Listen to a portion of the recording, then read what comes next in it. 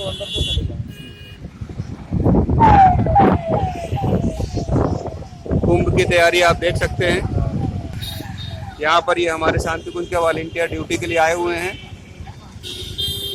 और ये बस में बहुत से लोग बैठे हुए हैं जो कि यहाँ पर विभिन्न कार्यों को देखेंगे। आप देख सकते हैं चारों तरफ कितने टेंट हैं, बहुत ज़्यादा भीड़ है। मनसा देवी पर भी और चंडी देवी पर भी भीड़ है और ये ऊपर से जाने के लिए रास्ता बनाया गया है, जिसे आप देख सकते हैं। काफी खूबसूरत बनाया गया है। बाएं तरफ के घाट और सामने ये पुल, जिससे कि हम नैनीताल या बरेली की तरफ जा सकते हैं। और ये देख सकते हैं फ्लाईओवर बन चुका है। दिल्ली जाने वाले के लिए फ्लाईओवर ऊपर और नहीं तो नीचे से जाएंगे, ये पहले नहीं था।